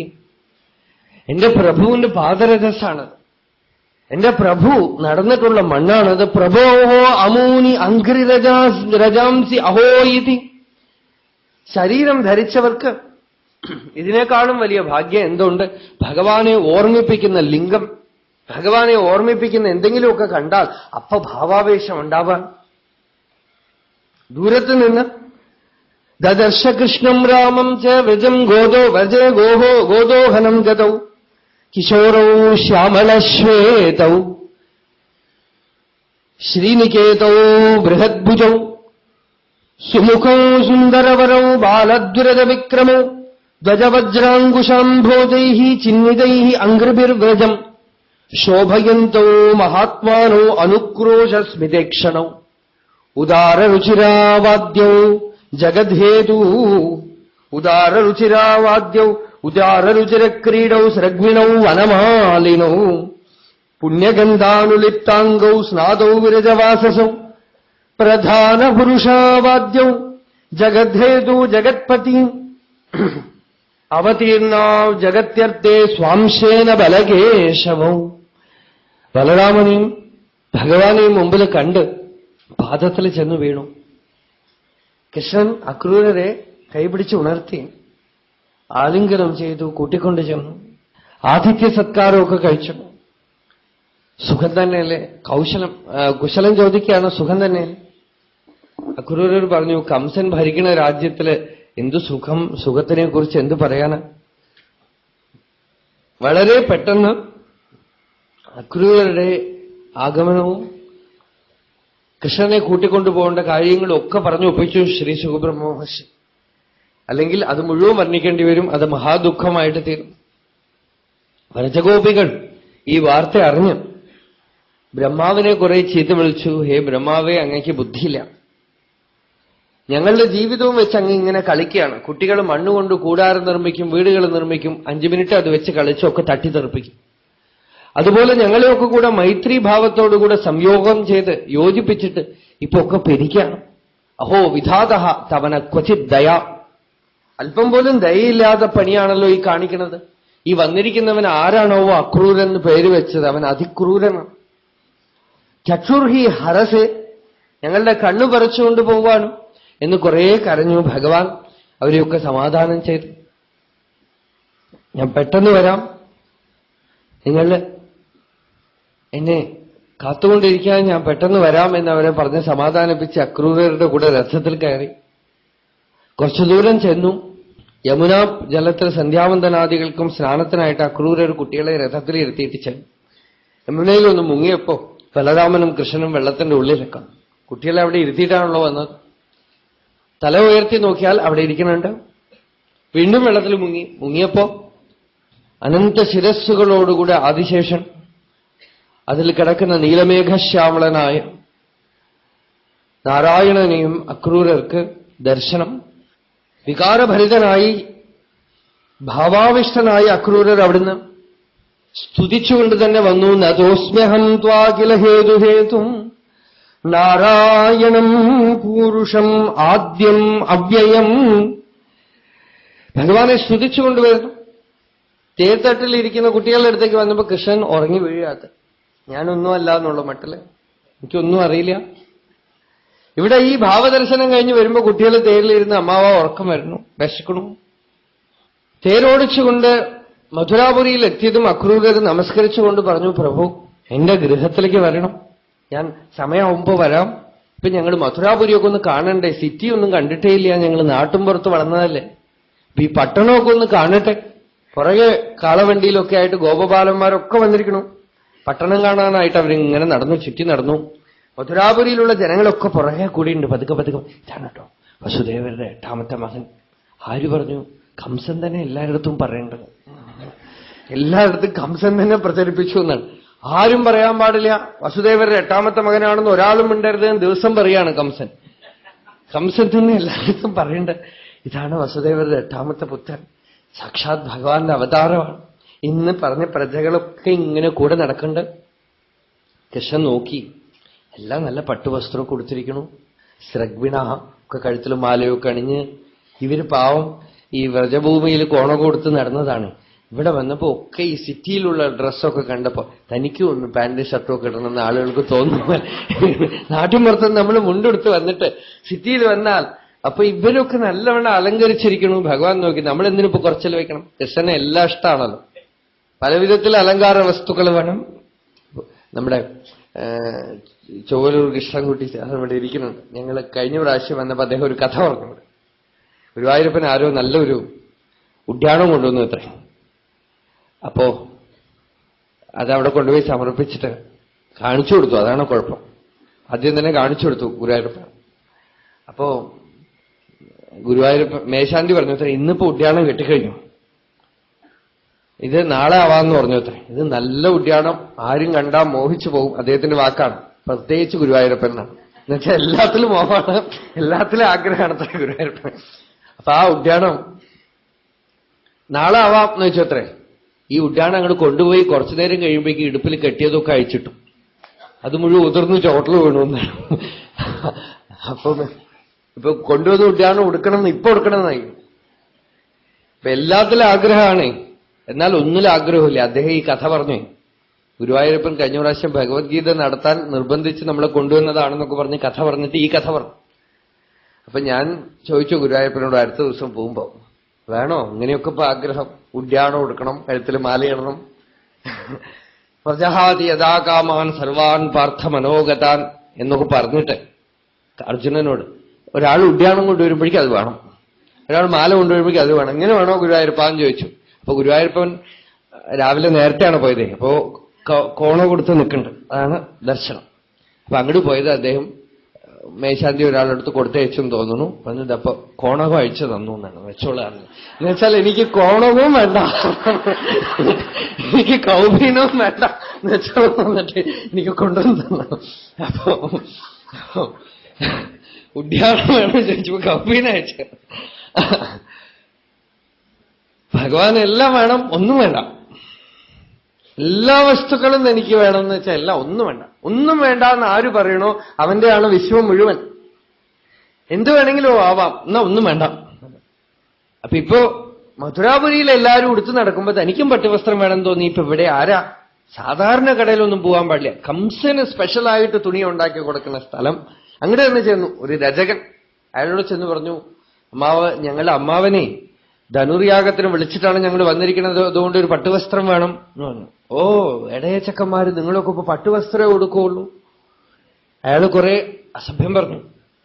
അപ്പൊ ഭഗവാൻ തീരുമാനിച്ചു, റീഫോർമേഷൻ ഇവിടുന്ന് തുടങ്ങണം, ധർമ്മസ്ഥാപനം.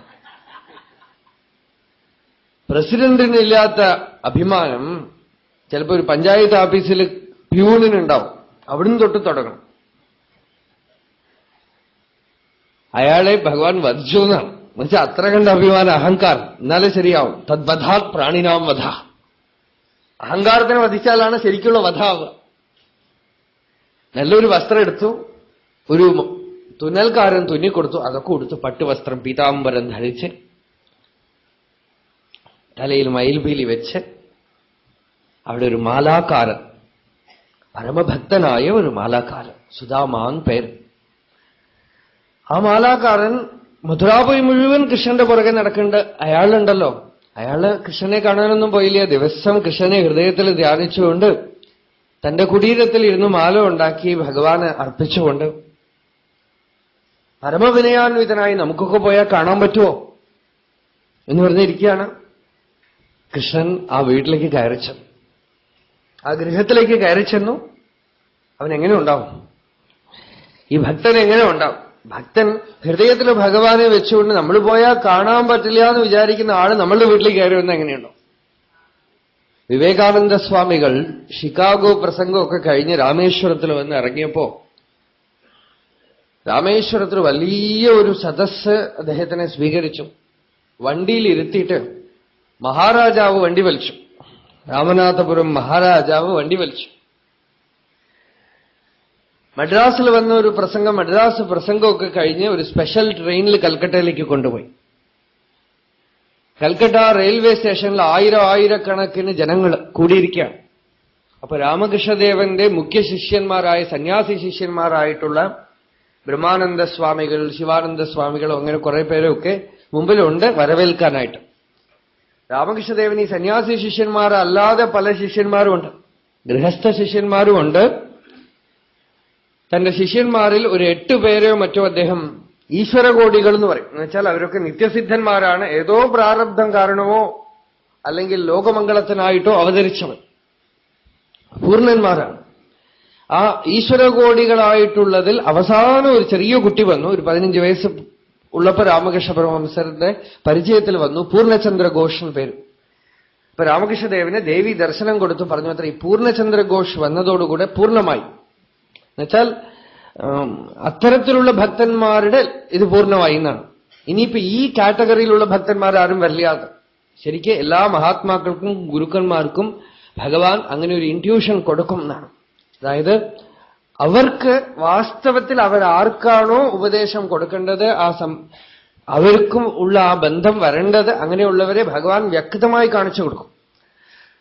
അവർക്ക് അതല്ലാത്തവരെ അവർക്ക് നല്ലവണ്ണം അറിയുകയും ചെയ്യും. രാമകൃഷ്ണദേവൻ അതുകൊണ്ട് നല്ലവണ്ണം പറയണ്ട, എനിക്ക് അമ്മ ഇന്ന ആളുകളെയൊക്കെ കാണിച്ചു തന്നു എന്നാണ്.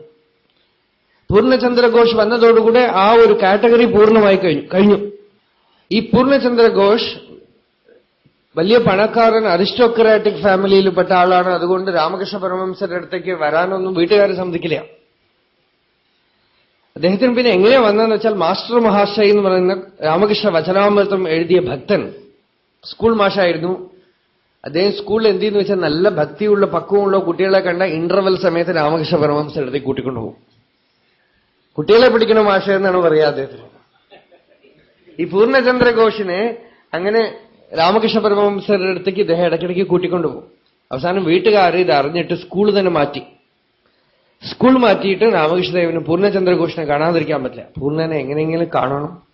ആ സ്കൂളില് മുമ്പിൽ ചെന്ന് നിന്ന് ഇന്റർവെൽ സമയത്ത് എങ്ങനെയെങ്കിലും വിളിച്ചുകൊണ്ടുവന്ന് മധുരപലഹാരങ്ങളൊക്കെ കൊടുത്ത് ഉപദേശമൊക്കെ കൊടുത്ത് പൂർണ്ണചന്ദ്രഘോഷിനോട് വിവാഹം കഴിക്കരുത് എന്ന് പറഞ്ഞിരുന്നു. പക്ഷെ വിവാഹം കഴിക്കേണ്ട പ്രാരബ്ധം അദ്ദേഹത്തിന് വൈഷ്ണവഭാവമാണ്, വിവേകാനന്ദന് ശിവഭാവമാണ്. ശിവഭാവം എന്ന് വെച്ചാൽ ഒരു ജ്ഞാനഭാവമാണ്. ഇദ്ദേഹത്തിന് വൈഷ്ണവഭാവം ഭക്തിഭാവമാണ്. അതുകൊണ്ട് വളരെ മൃദുവാണ്, സോഫ്റ്റാണ്. ഒന്നും വേണ്ടാന്നോ നോ എന്ന് പറയാൻ പറ്റില്ല അദ്ദേഹത്തിന്. അതുകൊണ്ട് തന്നെ ഗൃഹസ്ഥാശ്രമത്തിൽ അദ്ദേഹത്തിന് പ്രവേശിക്കേണ്ടി വന്നു. അതിൽ ചേർന്നു പോവാനും വയ്യ. വളരെ വിഷമിച്ചു അദ്ദേഹം, കുടുംബസ്ഥനായിരുന്നിട്ടും. എന്നാലും വളരെ ഉയർന്ന തലത്തിൽ, അനുഭൂതിയുടെ ഉയർന്ന തലത്തിലുണ്ടായിരുന്നു. ഗൃഹസ്ഥാശ്രമത്തിൽ വിഷമിച്ച് ഒരിക്കൽ അദ്ദേഹം കയറ് കെട്ടി തൂങ്ങി മരിക്കാനായിട്ട് തീരുമാനിച്ചു. അപ്പോ മരിക്കുന്നതിന് മുമ്പ് രാമകൃഷ്ണ വചനാമൃതം ബംഗാളിയിൽ, രാമകൃഷ്ണദേവനൊക്കെ സമാധിയായി എത്രയോ വർഷം കഴിഞ്ഞിട്ട്, അദ്ദേഹം അധികം വയസ്സൊന്നും ജീവിച്ചില്ല, ഒരു 38 or 39 വയസ്സോ എന്തോ ജീവിച്ചുള്ളൂ. ആ രാമകൃഷ്ണ വചനാമൃതം എടുത്ത് ഒന്ന് തുറന്നു നോക്കിയിട്ട് പിന്നെ മരിക്കാം എന്ന് പറഞ്ഞാൽ ആ പുസ്തകം എടുത്ത് തുറന്നതും ഠാക്കൂർ എന്നാണ് പറയാ. രാമകൃഷ്ണ നമ്മളിവിടെ സ്വാമി എന്നൊക്കെ പറയണ പോലെ, തിരുമേനി എന്നൊക്കെ പറയണ പോലെ ഠാക്കൂർ പൂർണ്ണനെ കുറിച്ച് ചിന്തിക്കുന്നു. അതാണ് വാക്ക്.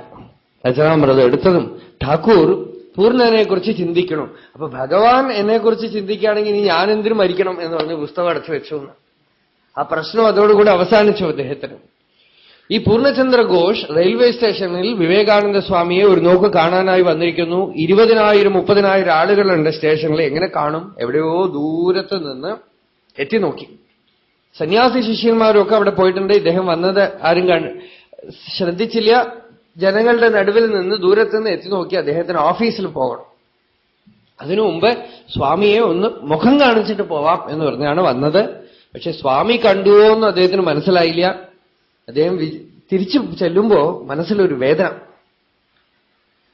ഇത്രയും ആളുകൾ വന്ന് വിവേകാനന്ദ സ്വാമിയെ കാണുന്നുണ്ട്. രാമകൃഷ്ണദേവന്റെ അടുത്ത ശിഷ്യന്മാരിൽപ്പെട്ട ആളാണ് പൂർണ്ണചന്ദ്ര ഘോഷ്. അവരൊക്കെ സന്യാസികൾ, സ്വതന്ത്രരായി. ഞാൻ ഗൃഹസ്ഥൻ, ഗൃഹസ്ഥാശ്രമത്തിലുമായി. എനിക്ക് എന്റെ പ്രാരബ്ധം, ഇനിയിപ്പോ ജോലിക്ക് പോണം. സ്വാമിജി ഇതാ ദിഗ്വിജയം ചെയ്ത് രാമകൃഷ്ണ പരമഹംസരുടെ ആ കൃപ ലോകം മുഴുവൻ വ്യാപിച്ചിരിക്കുന്നു. ഇന്നിതാ ദിഗ്വിജയം ചെയ്ത് വന്ന് ട്രെയിനിൽ വന്ന് ഇറങ്ങിയിരിക്കുന്നു. എനിക്കോ ദൂരത്തുനിന്ന് ഒരു നോട്ടം. എനിക്ക് അടുത്ത് ചെന്ന് കാണാനുള്ള ഭാഗ്യമൊന്നും കിട്ടിയില്ല. ഈ 20,000 പേരുടെ ഇടയിൽ അദ്ദേഹത്തിന് ഇനി എപ്പോ കാണാൻ കിട്ടുമോ സാധിക്കുമോ എന്ന് പറഞ്ഞ് വീട്ടിലേക്ക് തിരിച്ചു വന്നു. കുളിച്ച് ഈറനോടുകൂടെ ബാത്റൂമിൽ നിന്ന് പുറത്തു വരുമ്പോ വീട്ടിന് മുമ്പിൽ ഒരു കുതിരവണ്ടി വന്നു നിന്നു. വിവേകാനന്ദ സ്വാമികൾ അതിൻ്റെ ഉള്ളിൽ നിന്ന് ഇറങ്ങി വരികയാണ് വീട്ടിലേക്ക്. അപ്പൊ വന്നിട്ടേ ഉള്ളൂ ട്രെയിനിന്. ഇറങ്ങി വരികയാണ്. ഹേ പൂർണ്ണ, എന്നെ ഞാൻ ദൂരത്ത് കണ്ടു. എന്റെ അടുത്ത് വന്ന് എന്നെ കാണാതെ നീ പോയല്ലോ എന്ന് പറഞ്ഞു. പൂർണ്ണചന്ദ്ര ഘോഷ് കണ്ണീര് വിട്ടുകൊണ്ട് സ്വാമിയുടെ കാലിൽ വീണു. സ്വാമിയെ എടുത്ത് ആലിംഗനം ചെയ്തുകൊണ്ട് പറഞ്ഞു, പൂർണ്ണചന്ദ്ര ഘോഷിന് സ്വാമിയെ കാണാൻ പറ്റാത്തതിൽ എത്ര വേദനയുണ്ടോ അതിനേക്കാളും കൂടുതൽ വേദനയോടാണ് പറയണത്. ഈ തിരക്കിനിടയിൽ ഇത്ര 1000 ആളുകളുണ്ടല്ലോ, അതിന്റെ ഇടയിലൊന്നും പോയില്ല. അതിന്റെ ഇടയിൽ പൂർണ്ണനെ എവിടെയോ കണ്ടിട്ടുണ്ട്. തന്റെ അടുത്ത് വരാതെ പോയി. ഈ തിരക്കിന്റെ ഇടയിൽ ആ സ്വീകരണ സ്ഥലത്തിലേക്കോ സ്വീകരണ സമ്മേളനത്തിലേക്കോ ഒന്നും പോയില്ല. ഈ ഭക്തന്റെ അടുത്തേക്ക് വീട്ടിലേക്ക് കയറി വരികയാണ്. അപ്പൊ ആ ഭക്തൻ എങ്ങനെ ഉണ്ടാവും? 20,000 പേര് 30,000 പേര് കാത്തുകൊണ്ടിരിക്കുമ്പോ അവരെ മുഴുവൻ മാറ്റി നിർത്തിയിട്ട് ആ വീട്ടിലേക്ക് കയറി വരും. ഭഗവാൻ ഈ സുദാമാവിന്റെ വീട്ടിലേക്ക് പോണത് കാണുമ്പോ എനിക്ക് ഓർമ്മ വന്ന ഒരു ഇൻസിഡന്റ്. നമുക്ക് മഹാത്മാക്കളുടെ കഥ വെച്ചുകൊണ്ടേ ഭഗവത് കഥ മനസ്സിലാവുള്ളൂ. അല്ലെങ്കിൽ അത് വെറും കഥയായിട്ട് പോകും. അല്ലെങ്കിൽ ഭഗവത് കഥ നമുക്കൊന്നും പിടികിട്ടില്ല. എന്തോ കഥ, കൃഷ്ണൻ വന്നു, എവിടെയോ നടന്നു, എന്തോ ആരൊക്കെയോ കണ്ടു എന്നൊക്കെ പറയാൻ പറ്റുള്ളൂ. മഹാത്മാക്കളുടെ കഥ വെച്ചുകൊണ്ട് നോക്കിയാലേ നമുക്ക് അടുത്ത കാലത്ത് എന്തെങ്കിലുമൊക്കെ നമുക്ക് അനുഭവം ഉണ്ടെങ്കിലേ ഈ ഭാഗവതം പിടികിട്ടൂ. ഭാഗവതം നടന്നുകൊണ്ടേയിരിക്കണം. ഭാഗവതം ഒന്നും ഒരു കാലത്ത് കഴിഞ്ഞുപോയ കഥയല്ല. ഭാഗവത അനുസ്യൂതം നടന്നുകൊണ്ടിരിക്കണം. അങ്ങനെ സുദാമാവിനെ ഭഗവാൻ അനുഗ്രഹിച്ചു. അദ്ദേഹം ചോദിക്കണത് കുചേലനായ സുദാമാവല്ല, ഇത് മറ്റൊരു സുദാമാവ്. അദ്ദേഹത്തിനോട് എന്തു വരം വേണം ചോദിച്ചു. സോതു ബൊവ്വരെ അചലാം ഭക്തി, അചലമായ ഭക്തി തരൂ, ഭക്തന്മാരുമായിട്ടുള്ള സംഘം തരൂ, വേറെ ഒന്നും ചോദിച്ചില്ലേ. അങ്ങനെ അനുഗ്രഹിച്ച് ഭഗവാൻ വീഥിയിലേക്ക് ഇറങ്ങി. അവിടെ ഇതാ ഒരു ദാസി വരും. അവൾ കംസന് അലങ്കാര വസ്തുക്കളൊക്കെ ഉണ്ടാക്കുന്നതാണ് അവളുടെ ജോലി. അവൾക്ക് ത്രിവക്ര എന്ന് പേര്. ശരീരമൊക്കെ വക്രമാണ്. കൂനി, ശരീരത്തിൽ കൂനുണ്ട്. അവൾ ഒരു സ്പെഷ്യലിസ്റ്റാണ് ഈ കോസ്മെറ്റിക്സ് ഒക്കെ ഉണ്ടാക്കുന്നത്. പല വിധത്തിലുള്ള ചന്ദനം കൊണ്ടും മറ്റുമൊക്കെ പലതും ഉണ്ടാക്കി കംസന് ദിവസം രാവിലെ ആയാൽ കംസന് അലങ്കാരം ചെയ്ത് ഈ സുഗന്ധദ്രവ്യങ്ങളൊക്കെ പൂശിക്കൊടുക്കണം. കുളിക്കില്ല നേരെ ചൊവ്വ. അപ്പൊ ഇതൊക്കെ പൂശി കൊടുത്താൽ നാറ്റം പോകുന്നതാണ് വിചാരം. ഇതൊക്കെ ഉണ്ടാക്കി കൊണ്ടുപോവാണ്. സൈരന്ധ്രി. അവൾ പോകുന്ന വഴിയിലാണ് കൃഷ്ണൻ വരുന്നത്. അവളെ കണ്ടതും അവൾ ആശയോടെ കൃഷ്ണനെ നോക്കി. അവളെ എല്ലാവരും ത്രിവക്ര എന്നാണ് വിളിക്കുക. അവളുടെ യഥാർത്ഥ പേരെ ആളുകൾ മറന്നുപോയി. ത്രിവക്ര എന്ന് പറഞ്ഞാൽ 3 കൂനുള്ളവള് എന്നർത്ഥം. അങ്ങനെയാണ് എല്ലാവരും വിളിക്കുക. ഭഗവാൻ അവളെ കണ്ടു ചോദിക്കുകയാണ്, ഹേ സുന്ദരി, നീ ആരാണ്? ആരും അവളെ ഇതുവരെ സുന്ദരി എന്ന് വിളിച്ചിട്ടില്ല. ഹേ സുന്ദരി, നീ ആരാണ്? ദാസ്യസ്മ്യഹം സുന്ദര കംസസമ്മത ത്രിവക്രനാമാഹി അനുലേപ കർമ്മണി. ഞാൻ കംസന് വേണ്ടി അനുലേപം കർമ്മം ചെയ്യുന്നവളാണ്. ഞാൻ സൈരന്ധ്രിയാണ്, ദാസിയാണ്. ചോദിക്കുന്നതിന് മുമ്പ് തന്നെ ആ സുഗന്ധദ്രവ്യങ്ങളുടെ പെട്ടിയൊക്കെ കൃഷ്ണന്റെ മുമ്പിൽ വെച്ച് കൃഷ്ണനൊക്കെ അലങ്കരിച്ചു കൊടുത്തു. എല്ലാം വേണം, ആർക്കൊക്കെ എന്തൊക്കെ അലങ്കാരമുണ്ടോ ഒക്കെ തനിക്ക് വേണം. അവളെ ഋജുയും കർത്തും മനഃശക്രെ, അവളുടെ കാലിൽ ഭഗവാൻ അങ്ങോട്ട് വെച്ച് താടിക്ക് പിടിച്ചൊരു ഉയർത്തൽ ഒന്ന് പിടിച്ചു, പൊക്കി പിടിച്ചു. ആ വളവൊക്കെ നിവർന്നു, അവൾ സുന്ദരിയായിട്ട് തീർന്നു. ഭഗവാൻ സുന്ദരി എന്ന് വിളിച്ച സുന്ദരിയായി. അവിടുന്ന് ചെന്നു. ധനുർയാഗത്തിനായി ധനുസ് വില്ല് വെച്ചിട്ടുണ്ട്. കംസന്റെ അഹങ്കാരത്തിന്റെ ചിഹ്നമാണ് ആ വില്ല്. അതിങ്ങനെ കണ്ടതും ഭഗവാൻ നേരെ അങ്ങോട്ട് നടന്നു. രാമായണത്തിൽ ഒരു ധനുർഭംഗമുണ്ട്, ഇവിടെ കൃഷ്ണായനത്തിൽ ഒരു ധനുർഭംഗം. രാമായണത്തിൽ ധനുർഭംഗം ശിവധനുസാണ്. അതിന്റെ ഗൗരവം, രാമന്റെ ഭാവം ഒക്കെ അത് വേറെ ഒരു വിധമാണ്. വിശ്വാമിത്രനാണ് വില്ല് കൊണ്ടുവരാൻ പറയുന്നത്. രാമൻ വില്ല് കണ്ടില്ല. രാമൻ വില്ല് കാണണമെന്ന് പറഞ്ഞൂല്ല. അത് രാമന്റെ ഭാവം അങ്ങനെയാണ്. രാമൻ വില്ല് കാണണമെന്നൊന്നും പറയില്ല. കൃഷ്ണനാണെങ്കിൽ പറയും. എന്താന്ന് വെച്ചാൽ ആ വില്ല് കാണുന്നത് എന്തിനാ? സീതയെ വിവാഹം കഴിക്കാനാണ്. അത് രാമൻ പറയില്ല. കൃഷ്ണനാണെങ്കിൽ ഒരു 4 പ്രാവശ്യം ചോദിച്ചിട്ടുണ്ടാവും, വില്ല് എവിടെ എന്ന് ചോദിച്ചിട്ടുണ്ടാവും. രാമന്റെ ഗൗരവത്തിന് രാമൻ വില്ല് കാണണമെന്നൊന്നും പറയില്ല. വിശ്വാമിത്രനാണ് ധനുസ് കൊണ്ടുവരാൻ പറയണത്. അപ്പോഴും നോക്കിയില്ല എന്നാണ്, ഗൗരവമായിട്ടിരിക്കുക. നോക്കിയാൽ ആരെങ്കിലും എന്തെങ്കിലും വിചാരിക്കും, അതുകൊണ്ട് നോക്കിയില്ല. അതാണ് രാമഭാവം. വിശ്വാമിത്രൻ പറയുന്നു, വത്സരാമ ധനുഃ പശ്യ. ഹേ രാമ, ധനുസിനെ നോക്കൂ. നോക്കൂ എന്ന് പറഞ്ഞതും ഭഗവാന്റെ ആ ധനുർധാരിയായ രാമന്റെ ഒരു ഭാവത്തിൽ, അപ്പോഴും ആ ഗൗരവത്തിലാണ്. കണ്ടോട്ടെ, സംസ്പൃശാമീഹ പാണിന, ഞാൻ തൊട്ടു നോക്കട്ടെ, എടുക്കട്ടെ. യത്നവാൻശ ഭവിഷ്യാമി തോരണേ പൂരണേ പിവ, ഞാനത് കെട്ടട്ടെ എന്നൊക്കെ ഓരോ അങ്ങും ചോദിച്ച് ആ ധനുസ് കൊലച്ചപ്പോൾ ഭവഞ്ച ധനുർമധ്യേ ബന്ധിച്ചു. അത് പൊട്ടിപ്പോയി. പക്ഷെ ഇവിടെ അങ്ങനെയല്ല, നേരെ ചെന്നു, ഇടത് കൈ കൊണ്ട് വില്ലെടുത്തു. കരേണ വാമേന സലീലമുദ്ധൃതം. എല്ലാവരും കണ്ടുകൊണ്ടിരിക്കുമ്പോ തന്നെ ഭവഞ്ച, അത് പൊട്ടിച്ചു. എങ്ങനെ? ഒരു ആന കരിമ്പ് പൊട്ടിക്കണ പോലെ പൊട്ടിച്ചു. ആക്രമിക്കാൻ വന്ന കാവൽപ്പടയാളികളെയൊക്കെ ഓടിച്ചും വിട്ടു. ഈ വാർത്ത കംസന്റെ ചെവിയിലെത്തിയതോടുകൂടെ കംസന് കൃഷ്ണൻ വരുന്നതിന് മുമ്പ് തന്നെ ഹാർട്ട് അറ്റാക്കിൽ മരിച്ചുപോയോ പോവുമോ എന്നാണ് ഇപ്പൊ പേടി. രാത്രി അപശകുനം, ദുസ്വപ്നങ്ങള്, കിടന്നു കഴിഞ്ഞാൽ രാക്ഷസ ദർശനം, ഒരു പ്രേതം ആലിംഗനം ചെയ്യുന്ന പോലെ ദർശനം, എണ്ണത്തൊട്ടി കിടക്കുന്ന പോലെ ദർശനം. രാവിലെ എണീറ്റ് ഉറക്കമില്ലാതെ ഇങ്ങനെ വന്ന് ഇരിക്കുമ്പോ അടുത്തിരിക്കുന്ന രാജ്ഞി ചോദിക്കുന്നു, എന്താ മുഖം വാടിയിരിക്കണതെന്നു. അങ്ങനെയൊന്നുമില്ലല്ലോ. അദ്ദേഹം മറക്കണമെന്ന് വിചാരിച്ചാൽ മറ്റുള്ളവർ വിടില്ല, മറ്റുള്ളവർ മറന്നാൽ അദ്ദേഹം വിടില്ല. അങ്ങനെയാണ് സമ്പ്രദായം. അതായത് അദ്ദേഹം മറന്നാൽ മറ്റുള്ളവർ ചോദിക്കും, കൃഷ്ണനെ ഒന്നും പേടിക്കണ്ട കേട്ടോ എന്ന് പറയും. അപ്പൊ ഓർമ്മ വരും. മറ്റുള്ളവർ മറന്നിട്ടുണ്ടെങ്കിൽ കംസൻ പറയും, കൃഷ്ണൻ വസുദേവപുത്രനാണെന്നും എന്നെ വധിക്കാൻ പോകണു എന്നുള്ളത് നിങ്ങൾ മറക്കണം എന്ന് പറയും. എങ്ങനെ? പരസ്പരം ഭാവയന്ത. അപ്പൊ ഈ രാജ്ഞി ചോദിച്ചത് മുഖം വാടിയിട്ടുള്ളത് കണ്ണാടിയുടെ മുമ്പിൽ ചെന്ന് നിന്നു. നിന്നപ്പോഴാണ് ഒരു ദുശകുനമായ ഒരു ദർശനം. അതെങ്ങനെ ഉണ്ടായി എന്ന് മനസ്സിലായില്ല. കഴുത്ത് വരെ കണ്ണാടിയിൽ കാണുന്നുള്ളൂ എന്നാണ്. തല കാണാനില്ല കണ്ണാടിയിൽ.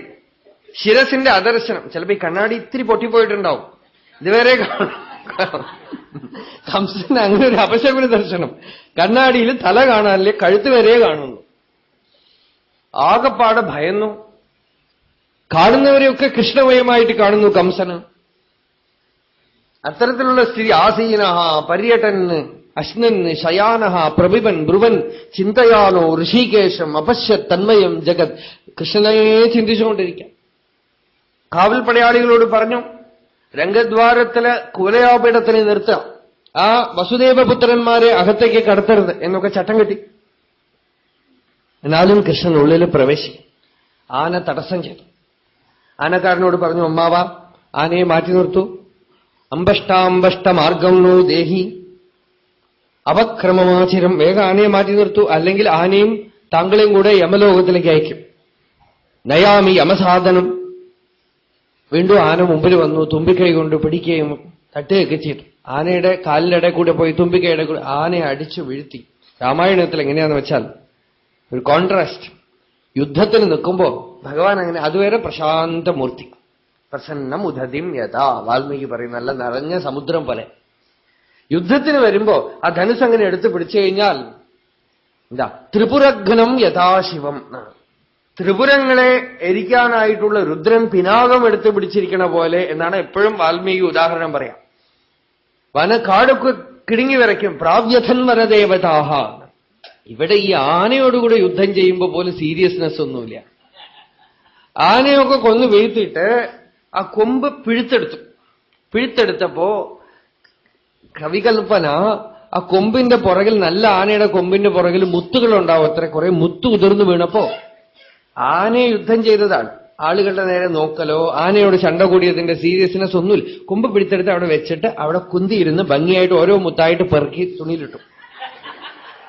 എന്നിട്ട് കെട്ടിയിട്ട് കൂടെ ശ്രീരാമാവിന് വന്നിട്ട് കൊണ്ടുപോയിട്ട് രാധികായെ ദിശയെത്തി എന്ന് പറഞ്ഞ് കൊടുത്തത്രേ. ഇതൊരു മാലയായിട്ട് കെട്ടിയിട്ട് രാധികയ്ക്ക് കൊടുക്കുമെന്ന് പറഞ്ഞ് കൊടുത്തു എന്നാണ്. ഈ ആനയോടുകൂടെ ശണ്ട കൂടുമ്പോഴും മധുരഭാവം അവിടെ കൊണ്ട് കൊടുക്കാൻ പറഞ്ഞു. ഇതും കൂടെ കഴിഞ്ഞപ്പോ അകത്തേക്ക് കയറി ഓരോരുത്തരും ഓരോ വിധത്തിൽ കണ്ടു ഭഗവാൻ. മല്ലാനാമശനിഹി നൃണാം നരവരഃ സ്ത്രീണാം സ്മരോ മൂർത്തിമാൻ ഗോപാനാം സ്വജനോ അസതാം ക്ഷിതിഭുജാം ശാസ്താം സ്വപിത്രോ ശിശു മൃത്യുർഭോജപദേ വിരാടവിദുഷാം തത്വം പരം യോഗിനാം വൃഷ്ണീനാം പരദേവതേതി വിദിതോ രംഗംഗത സാഗ്രജഃ. ബലരാമസ്വാമിയോടുകൂടെ ആ രംഗത്തിൽ കയറിയപ്പോ കണ്ടാ മൃദുവായ ശരീരം. ബലരാമനെ കണ്ടാൽ തന്നെ ഗുസ്തിക്കാരനാണെന്ന് അറിയാം. കൃഷ്ണനെ കണ്ടാൽ അതൊന്നും മനസ്സിലാവുന്നില്ല. മൃദുവായ ആ ശരീരം അത് കണ്ടപ്പോ, പക്ഷെ ഈ ആനയോടുകൂടെ ശണ്ട കൂടുന്നത് കണ്ടപ്പോ തന്നെ മുഷ്ടികൻ, ചാണൂരൻ മുതലായിട്ടുള്ളവരൊക്കെ മനസ്സിലാക്കി ഇത് സാധാരണമല്ല. മല്ലാനാം അശനിഹി നൃണാം നരവരഹ, നല്ല മനുഷ്യർ വിചാരിച്ചു, പുരുഷോത്തമൻ. സ്ത്രീണാം സ്മരോ മൂർത്തിമാൻ, സ്ത്രീകൾ പലരും ഗോപസ്ത്രീകളെ പോലെ ഭാവമുള്ളവർ ധരിച്ചു ഇത് മന്മഥൻ തന്നെ രൂപം കൊണ്ടുവന്നിരിക്കുകയാണ്. സ്ത്രീണാം സ്മരോ മൂർത്തിമാൻ ഗോപാനാം സ്വജന, ഗോപന്മാരൊക്കെ കൂടെ വന്നിട്ടുണ്ടല്ലോ, ഞങ്ങളുടെ കൃഷ്ണൻ എന്ന് വിചാരിച്ചു അത്ര. ഗോപാനാം സ്വജന അസതാം ക്ഷിതിഭുജാം, അസത്തുകളായിട്ടുള്ള രാജാക്കന്മാർ ജരാസന്ധന്റെ കൂട്ടിലുള്ളവരുണ്ട്. ഞങ്ങളെ ശാസിക്കാൻ ഇതാ ഒരാൾ വന്നിരിക്കണം. ശാസ്ത വസുദേവർ ദേവകി മുതലായിട്ടുള്ളവർക്കും നന്ദഗോപർക്കും ഒക്കെ ശിശു, ഞങ്ങളുടെ കുട്ടി. സ്വപിത്രോ ശിശു. കംസൻ എവിടെ ഇരിക്കുന്നുണ്ട്? കംസൻ എവിടെ കൃഷ്ണൻ, എവിടെ കൃഷ്ണൻ? അടുത്തിരിക്കുന്ന ആളുടെ അടുത്ത് ചോദിക്കുന്നുണ്ട്. കാണിച്ചു കൊടുത്തു. അതാ വരണമെന്ന് ചോദിച്ചു. അദ്ദേഹം ഇങ്ങനെ നല്ലവണ്ണം കണ്ണൊക്കെ തുടച്ചു നോക്കിയാൽ അദ്ദേഹത്തിന് ഒന്നേ കാണുള്ളൂ.